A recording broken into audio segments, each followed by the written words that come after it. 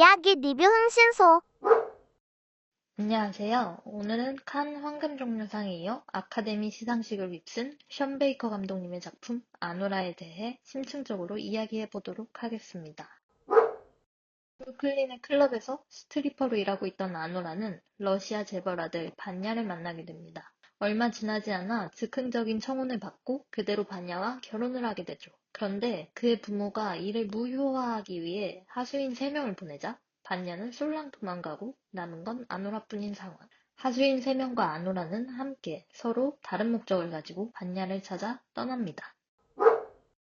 봉준호 감독님의 기생충과 함께 언급되기도 하는데 그 이유는 아카데미 다수 수상뿐 아니라 인간 군상에 대한 계급론을 영화화한 작품이기 때문입니다. 기생충에서의 다송의 집안과 기우, 기종의 집간 상하 구조는 아노라에서 반야, 아노라 혹은 반야 집안 외 나머지 사람들로 비춰집니다. 영화는 아노라가 반야를 통해 신분 상승을 꾀하는 신데렐라 스토리를 주축으로 시작합니다. 갑자기 어느 날 짠 하고 나타난 재벌 왕자님 반야의 청혼으로 아노라는 스트리퍼에서 재벌가의 며느리로 급 신분 상승을 하게 되죠. 그러나 행복도 잠시. 아노라의 신데렐라 스토리는 영화가 시작되고 얼마 지나지 않아 끝이 납니다.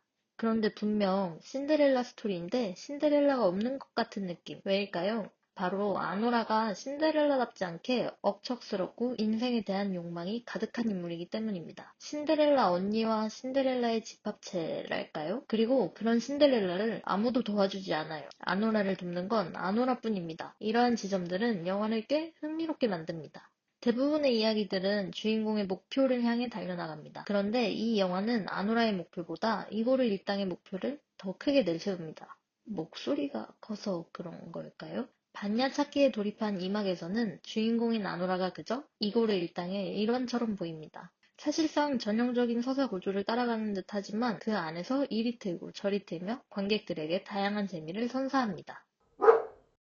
스트리퍼인 아노라가 신분 상승을 꾀하지만 그 안에서 자신의 현실을 깨닫고 내면을 고찰하는가 하면 이고르는 범죄 집단의 일원임에도 처음 만난 아노라에게 어색해서 인사를 건넵니다. 누군가 시키지 않으면 범죄를 저지르지 않고 사수가 아파해서 자기 할머니 집에서 약을 가지고 나오죠. 이렇듯 인물들은 의뢰 그럴 것이다 하는 모습들만을 보이지 않습니다. 이렇기도 하고 저렇기도 하죠. 엄청 입체적이죠.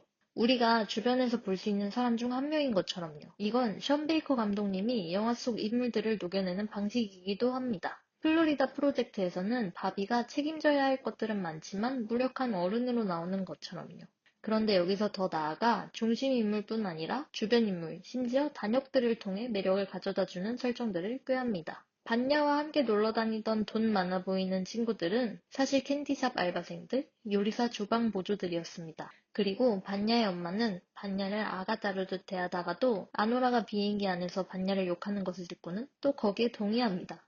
덧붙여 이고르 일당과 아노라의 추격 도중 만나는 견인차 기사, 아파트 관리인, 청소부 등을 통해 이야기를 더 풍미있게 만들어줍니다. 앞서 언급한 많은 이 영화의 장점이 가능했던 이유는 독립영화이기 때문입니다. 영화 아노라는 600만 달러, 하나로 90억도 되지 않는 저예산으로 만들어진 영화입니다. 90억이면 많은 거 아니냐고요? 예, 아닙니다. 한 목표를 향해 달려나가지 않고 기존 헐리우드 서사를 의도적으로 어긋내면서 여러 주변 인물들까지 서사를 부여하며 챙기는 것을 상업영화에서는 별로 좋아하지 않습니다. 마블이나 텐트폴 영화들처럼 한 가지 목표로 쭉 달려나가는 관객들의 수요층과는 거리가 있다는 거죠. 그런데 영화계가 코로나 이후 전반적으로 후퇴하면서 다양성 영화들의 성과가 두드러지고 있습니다. 특히나 이 영화가 독립영화라는 점에서 아카데미 5관왕의 쾌거는 이루 말할 수 없는 거대한 성과입니다. 감독과 배우들 역시 아카데미 소감으로 그 점을 강조하기도 하죠. 한국 영화계 역시도 이러한 괄목할 성과들이 있었기에 중저예산 영화들에 투자를 시작한다고 합니다. 한국 영화계도 다양한 영화들이 많이 인정받아 다시 한번 한국 영화 르네상스를 맞이할 수 있을 거라고 저희는 믿습니다. 여러분도 극장에서 영화를 많이 많이 봐주세요. 물론 저희도 극장 가서 볼게요. 약속? 앞서 언급했던 이 영화의 특징이자 장점은 션 베이커 감독님의 특징이기도 합니다.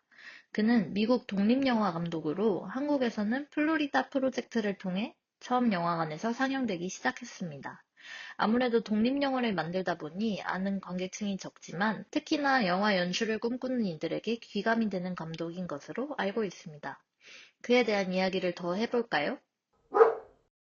여타 영화들은 슬럼과의 흑인, 빈민가 속 인물들의 거친 삶을 보여주며 관객들로 하여금 연민을 갖게 만드는 경우가 많고 그들의 실제 삶을 온전히 들여다볼 수 있는 순간은 많지 않았던 것 같습니다. 션 베이커 감독님은 그들의 삶을 사실적이게 하지만 객관적으로 보여줍니다. 아노라에서 초반 10분 정도는 아노라가 스트리퍼로 일하는 삶을 지긋하게 보여줍니다. 일하는 모습뿐만 아니라 동료와 담배를 피며 손님을 뒷담하거나 지하철에서 한숨 졸기도 하고 집에서 자기 전 친구한테 받은 부탁을 무시하는 등의 씬들이 이것이죠.